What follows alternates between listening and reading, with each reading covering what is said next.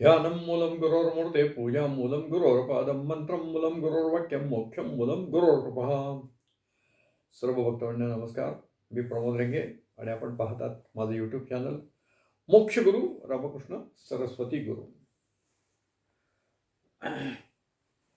आज मी 150वा व्हिडिओ या चॅनलवर करत आहे आणि माझे चुलते अण्णा रेंगे यांनी 60 ते 70च्या आसपासच्या ज्या काही गुरुदेवांच्या आठवणी लिहून ठेवल्या आहेत त्याच्या आधारे मी आत्तापर्यंत 3-4 व्हिडिओ केलेले आहेत आणि अण्णांच्या अनुभवातनं गुरुदेवांच्या अनेक गुणवैशिष्ट्याचं पैलू आपल्या नजरेस आलेले आहेत आणि त्यातनं आपल्या गुरुदेवांचं गुरुस्वरूप ओळखणं आपल्याला थोडं सोपं जाईल अशी एक माझी धारणा आहे.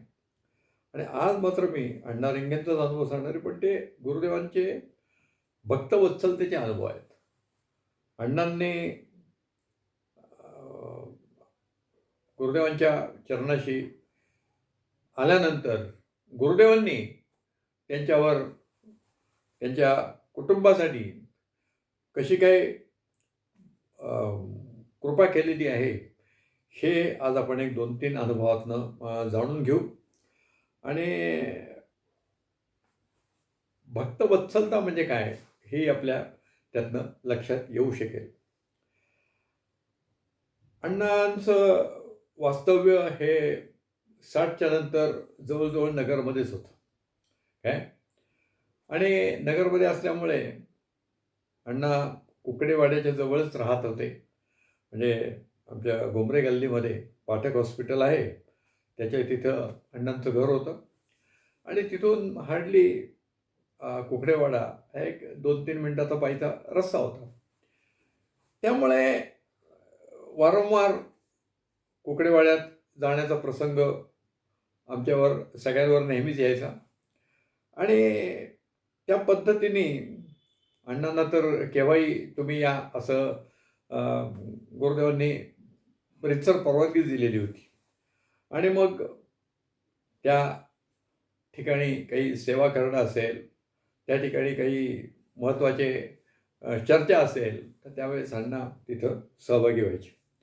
अण्णांचा एक नियम असा होता की ते रोज अण्णा आणि आमच्या काकू म्हणजे रोज गुरुदेवांच्या दर्शनाला संध्याकाळी जात असत. कुकडेवाड्यात असताना ते संध्याकाळी जात होते आणि महाराजांचं जेव्हा आपण 74 साली हे केलं तर त्याच्यानंतर मात्र अण्णा रिटायर झाल्यानंतर 76 साली ते रिटायर झाले. त्याच्यानंतर मात्र 3 ते 5च्या दर्शनास 4च्या सुमारास ते जायचे. आमच्या काकूंची जी तब्येत आहे ती थोडी पित्तकारक होती आणि काकूंना पित्ताचा कायम त्रास व्हायचा. बऱ्याच वेळा आम्ही गेलो की आमची काकू डोक्याला ते रुमाल बांधलेला असायचा आणि त्यांना त्या वेदना पण व्हायच्या. आणि एक दिवशी असंच त्यांचं पित्ताचा त्रास सुरूला, डोकंही दुखत होतं आणि थोडं पोटही दुखायला लागलं होतं. आणि अण्णा तर सकाळी 9 वाजता ऑफिसमध्ये निघून जायचे. LICत ते सर्व्हिसला होते आणि त्याच्यानंतर काकूंची तब्येत थोडी बिघडली आणि मग त्यांनी जवळ कोण डॉक्टर होते त्यांच्याकडे त्या तपासणीकरता गेल्या आणि डॉक्टरांनी सगळं पाहिलं आणि एक्सरे काढला. एक्सरे काढल्यानंतर त्यांच्या असं लक्षात आलं की अपेंडिक्सचा त्रास सुरू झाला आहे आणि अपेंडिक्स जर दुखायला लागलं तर ऑपरेशन हे करावं लागतं. आणि मग त्याच्यानंतर त्यांना सांगितलं की संध्याकाळी तुम्ही ऑपरेशनच्या तयारीने या. आता आपण एक्सरे वगैरे काढला, मी बाकीची व्यवस्था करतो. आणि अण्णा संध्याकाळी 5:30च्या सुमारास यायचे ऑफिसमधनं. त्यानंतर अण्णांना त्यांनी सांगितलं. अण्णा म्हटले, अरे तुला एवढा त्रास होतो तर मला का नाही तुम्ही कोणी फोन केला? घरात मुली पण होत्या, फोन का नाही केला? आणि फोन नाही केला तर म्हटले आता ठीक आहे आलो आहे आपण, आता असं करू आपण आधी दर्शनाला जाऊन येऊ. तोपर्यंत त्यांची थोडं पोटदुखणं थांबलं होतं. दर्शनाला गेले आणि दर्शनाला गेल्यानंतर अण्णांनी सगळं सांगितलं की असं असं डॉक्टर म्हणत आहेत. तर गुरुदेवांच्या कानावर घातल्यानंतर गुरुदेव असं म्हणले की त्यांना तुम्ही हॉस्पिटलवर घेऊन जा, पण काळजी करायचं काही कारण नाही. काय? काळजी अजिबात करू नका, मी सगळं लक्ष ठेवतोय. आणि त्याप्रमाणे अण्णा आणि काकू तिथून निघाले आणि मग डॉक्टरांकडे पोचले. डॉक्टरांकडे पोचल्यानंतर त्या ठिकाणी ऑपरेशनची त्यांनी तयारी केलेली होती आणि ऑपरेशन करायचं होतं. पण जे ऑपरेशन करणारे डॉक्टर होते, सर्जन, त्यांनी एकदा परत सगळ्या तपासण्या करायच्या म्हणून त्यांना सांगितलं आणि परत एकदा एक्सरे वगैरे काढला. आणि मग त्यांच्या असं लक्षात आलं की अपेंडिक्सचा त्रास अजिबात नाही आहे. अपेंडिक्सचं ऑपरेशन करण्याचं काही आपल्याला कारण नाही आहे. तेव्हा ते म्हटले आता तुम्ही घरी जा. तेव्हा अण्णा म्हटले आता आम्ही एकदा आलो आहे हॉस्पिटलमध्ये, तर असं करा, ज्या काही तुमच्या चाचण्या वगैरे असतील त्या करून घ्या, म्हणजे मग परत काही राहिले असं व्हायला नको आणि मग आम्हाला सोडा.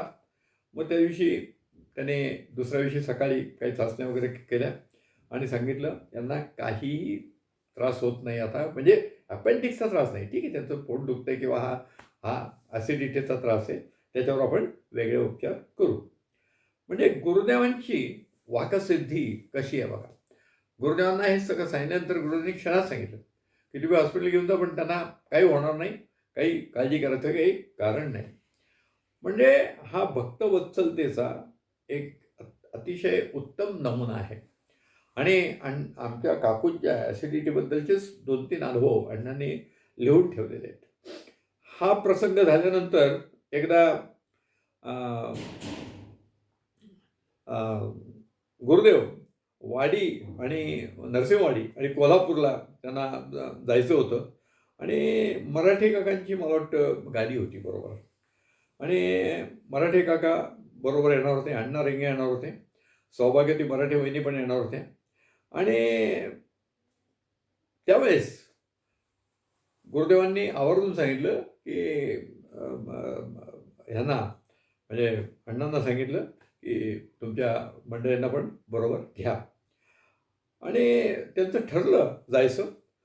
परंतु अचानकपणे जायच्या आदल्या दिवशी काकूंना परत तो ॲसिडिटीचा त्रास व्हायला लागला, त्यांना उलट्या वगैरे व्हायला लागल्या. आणि मग अण्णा परत महाराजांच्याकडे गेले आणि म्हटले आपण मला सांगितलं आहे की हिला बरोबर घ्या, पण हिला परत तो ॲसिडिटीचा त्रास सुरू झालेला आहे आणि तिला उलट्या वगैरे होत आहेत. मग आता आपण जर तिला बरोबर घेतलं तर तो आपल्यालाच उपद्रव होईल, तर आपण काय करावं. तर क्षणात गुरुदेवांनी उत्तर दिलं की तुम्ही त्यांना बरोबर घ्या, तुम्ही त्यांना बरोबर घ्या, जर काही झाला उपद्रव तर मी तो सहन करीन. बघा भक्ताबद्दल किती आपुलकी आहे की काही उपद्रव झाला तर मी तो सहन करीन आणि तुम्ही त्यांना बरोबर घ्या, काही काळजी करायचं काय कारण नाही आहे. आणि या पद्धतीने आता काय होतं माहिती का, आता आमच्या काकूंना गुरुदेवांनी घ्यायला का सांगितलं, तर पूर्वी काय म्हणजे महाराज जेव्हा जेव्हा बाहेरगावी जात असत तेव्हा महाराजांचा स्वयंपाक हा सोहळ्यात करावा लागायचा. मग सोहळ्यात करत असताना तो सोहळ्यात करण्याकरता कोणतरी सेवेकरी बरोबर लागतातच ना. आणि आमच्या काकू हे सगळे आचार पाळणारे असल्यामुळे, त्या कायम नऊवारी पातळ नेसत असल्यामुळे, आचार पाळत असल्यामुळे आणि आमच्या काकूंच्या हातचं अन्न महाराजांनी अनेक वेळा ग्रहण केलेलं असल्यामुळे तो एक त्यांचा ती सेवाच होती, त्यांना ती सेवा करायची संधी होती. आणि त्यामुळे त्या काकू बरोबर गेल्या आणि जो काही 2-3 दिवसाचा त्यांचा जो काही कार्यक्रम होता वाडी कोल्हापूर हा अत्यंत व्यवस्थित पार पडला. आमच्या काकूंना त्या दौऱ्यात काहीही त्रास झाला नाही, कारण गुरुदेवांनी शब्द दिला होता की काही उपद्रव झाला तर मी सहन करीन. म्हणजे भक्ताकरता, मी आत्ताच सांगितलं, भक्ताकरता काय काय ही गुरुमाऊली करणार आहे हे बघा. आणि या ठिकाणी हे सगळं झालं. त्याच्यानंतर ही मंडळी परत आले आणि परत घरी आल्यानंतर मात्र परत त्यांचा तो पित्ताचा त्रास सुरू झाला. म्हणजे गुरुदेवांच्या सहवासात असताना जे काही 4-5 दिवस त्यांना जो होता तो त्रास त्यांचा त्या तिथं झाला नाही, पण नंतर त्यांना परत आल्यावर घरी आल्यावर तो त्रास सुरू झाला.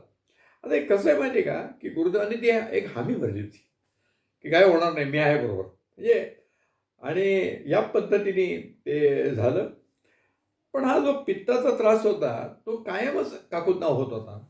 त्यामुळे एकदा अण्णांनी त्यांना विचारलं, महाराजांना विचारलं, की हिला सारखाच तो पित्ताचा त्रास येतो, काय करावं त्याला काही? म्हणजे साधारणपणे आम्लपित्त सारखं तिला होतंय आणि डोकं वगैरे दुखत असतं.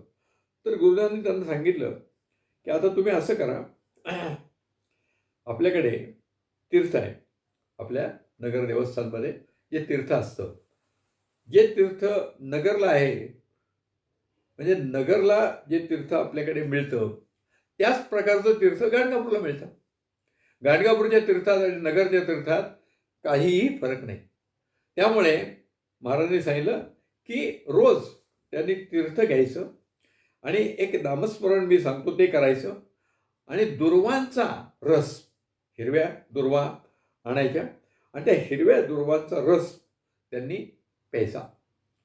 या 2-3 गोष्टी तीर्थ, नामस्मरण आणि दुर्वांचा रस हा त्यांनी घ्यायचा आहे आणि हे घेतल्यानंतर त्यांना आराम पडेल. आणि मग या ठिकाणी खरोखरीच आमच्या काकूंना हा उपाय केल्यावर त्यांची पित्ताचा जो त्रास आहे तो बऱ्यापैकी कमी झाला आणि त्यांना अजिबात नंतर तो पित्ताने काही फारसं डोकं वर काढलं नाही. काय किरकोळ कारकोळ काहीतरी तर चालू असतंच माणसाचा, हा भाग वेगळा आहे.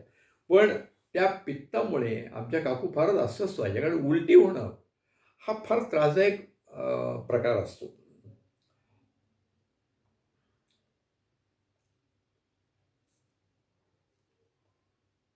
आणि हा उपाय केल्यावर म्हणजे काय असतं, गुरुदेवांनी मागे सांगितलं, आम्ही जेव्हा तुम्हाला काहीतरी उपाय सांगतो, त्या उपायाबरोबर शक्ती देतो आणि शक्ती दिलेल्या असल्यामुळे त्या याला यश येतं. त्या व्यक्तीने तर श्रद्धेने करायलाच पाहिजे. पण शक्ती गुरुदेवांनी दिलेली आहे, त्यांची शक्ती दिलेली आहे.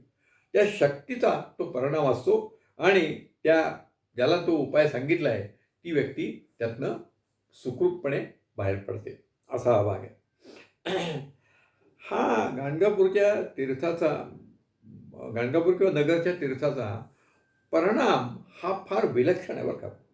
कारण गाणगापूरला जे तीर्थ आहे, गाणगापूरला जे तीर्थ आहे, ते आपण जे मठामध्ये केशरलेपन, अत्तरलेपन करतो, त्यातनं ते तीर्थ तयार होतं. त्या पादुकांवर काही अभिषेक होत नाही. पण केशरलेपन आणि आपण हे करतो, त्याचंच ते तीर्थ असतं. आणि नगरमध्ये देखील कुकडेवाडा असो किंवा आपल्या देवस्थानमध्ये असो, रोजच त्या पादुकांना केशरलेपन आणि या ह्यानीच आपण त्यांना स्नान करत असतो. तर त्याच्यामुळे ते तीर्थ हे दोन्हीकडचं सारखंच आहे. हा आम्हाला तरी आलेला अनुभव आहे. आणि असाच एक अनुभव अजून मराठे काकूंना आला. मराठे काकूंना म्हणजे मराठे जे कुटुंब आहे, हे गुरुचरणाशी अत्यंत लीन झालेलं होतं आणि त्यांना मराठे काकूंना त्रास सुरू झाला होता. त्यांना एक जरा गंभीर स्वरूपाचा त्वचारोग झालेला होता. त्यांचा जो हात आहे, मला वाटतं उजवा हात होता, त्या उजव्या हातावर तो सगळा प्रकार दिसत होता आणि त्यामुळे मराठी काकूंनाही अवघडल्यासारखं व्हायचं. त्यांना स्वयंपाक करायलाही तो त्रास व्हायचा. कारण काय व्हायचं, स्वयंपाक करत असताना तो जो काही त्वचेला कोरडेपणा आलेला आहे, त्याच्यामुळे त्यात काही ते स्वयंपाकात पडतं का काय अशी त्यांना भीती वाटायची. आणि मग असा हा त्रास सुरू झाल्यावर मराठे काकांनी हा विषय अण्णांकडे काढला, की असा हिला त्रास होतोय, बरेच उपचार केले, काही होत नाही. तेव्हा अण्णांनी सांगितलं, की आपण हा विषय गुरुदेवांशी बोला, महाराजांशी बोला. घरात आम्ही कधी गुरुदेव असं म्हणत नव्हतो बरं का. आम्ही पहिल्यापासून आमच्याकडे महाराजांना म्हणजे आमच्या गुरुदेवांना महाराज याच ह्याने आम्ही संबोधित होतो. तेव्हा म्हणजे महाराजांच्या कानावर घाला आणि मग मराठी काकांनी महाराजांच्या कानावर घातलं आणि मग मराठी काकून करता देखील त्यांनी देवस्थानमधलं तीर्थ घ्यायचं आणि नामस्मरण करायचं आणि साधारणपणे तुम्हाला हे उपाय व्हायला बरेच दिवस लागतील. पण साधारणपणे 15-20 दिवसांनी ती तीर्थाची बाटली संपली, की परत इथे येऊन तुम्ही तीर्थ घेऊन जा आणि हा उपाय चालू ठेवा. मराठे काकूंनी अत्यंत श्रद्धेने ते तीर्थप्राशन केलं. गुरुदेवांनी सांगितलेलं नामस्मरण देखील केलं आणि 1.5 वर्षात त्यांची तब्येत बऱ्यापैकी बरी झाली. आता मी तुम्हाला सांगतो की मराठे काकू या आजारातनं बाहेर पडल्यावर देखील मराठे काकू देखील गुरुदेवांच्या करता अन्न शिजवत होत्या. त्या देखील सर्व आचरण पाळून नऊवारी पातळ नेसून त्या हे सर्व गुरुदेवांची सेवा करायच्या आणि आपल्या गुरुदेवांनी जसं माझ्या काकूच्या हातचं अन्न ग्रहण केलं, माझ्या आईच्या हातचं अन्न ग्रहण केलं, तसंच मराठे काकूंच्या हातचंही अन्न ग्रहण केलेलं आहे. मी स्वतःही बीडला गुरुदेवांच्या सोबत त्या ठिकाणी गेलेलो होतो आणि हे सगळं मी पाहिलेलं आहे. म्हणजे एवढा गंभीर आजार झाल्यानंतर देखील गुरुदेवांनी त्यांना बाहेरही काढलं आणि त्यांच्या हातचं अन्नही स्वीकारलं. अत्यंत म्हणजे गुरुदेव ही जी आपली दयाघन मूर्ती आहे, दयाळू मूर्ती आहे, ते अत्यंत दयाघन आहेत. प्रत्येकावर ते दया करतात आणि दया करून त्यांनी त्यांच्यावर त्यांचा जो काही आजार आहे तो देखील त्यांनी घालवलेला आहे. आणि या पद्धतीने गुरुदेवांची जी वाचासिद्धी आहे याबद्दल हे अण्णांनी 2-3 जे अनुभव त्यांच्या स्वतःच्या कुटुंबाबद्दल, मराठे काकूंच्याबद्दल लिहून ठेवले, ते मी आज मुद्दाम आपल्याला शेअर केले. अत्यंत म्हणजे गुरुदेवांचा आम्हा सगळ्यांना सहवास लाभला हा भाग वेगळा आहे, पण गुरुदेवांनी आमच्यावर दयाळू अंतःकरणाने सगळ्यांवर कृपा केलेली आहे आणि त्या कृपेचे हे एक भाग आहे. मराठे काकू यांना खरोखरी असं होतं की त्यांना मूलबाळ नव्हतं. त्यामुळे मराठे काकूंचा जो काही विश्व होतं, मराठे काकूंचं एक विश्व होतं, त्यात फक्त गुरुदेवच असायचे. त्यांच्याशी आम्ही कधी बोलायला गेलो तरी महाराजांचे विषय, महाराजांची कृपा, महाराजांनी काय सांगितलं याच विषयावर मराठे काकू आमच्याशी बोलत असत. मी तर तेव्हा लहानच होतो, त्यावेळेस शाळकरी मुलगा होतो, पण नंतर देखील मराठे काकू हरिद्वारला जेव्हा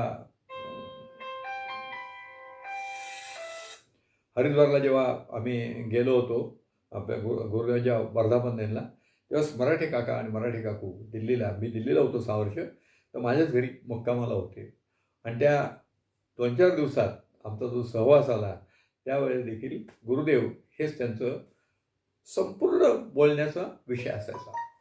आणि म्हणजे त्यांनी आयुष्यात गुरुदेवांच्यावर एवढी भक्ती केली आहे की ती म्हणजे त्याला माझ्याकडे उपमा नाही, एवढी त्यांनी भक्ती केलेली आहे. आणि का नाही करणार भक्ती सांगा ना? अशा आपल्याला असा काही जो जगावेगळा रोग झाला होता, त्या रोगातनं त्यांना बाहेर काढले, तर निश्चितपणे या ठिकाणी त्यांची भक्ती ही अवर्णनीय अशी माझ्या दृष्टीने आहे. अण्णा रेंगेंचे जे काही मी अनुभव आपल्याला सांगितले ते त्यांनी जे काही लिखित साहित्य घरात ठेवलेलं आहे त्याच्या आधारे सांगितलेलं आहे.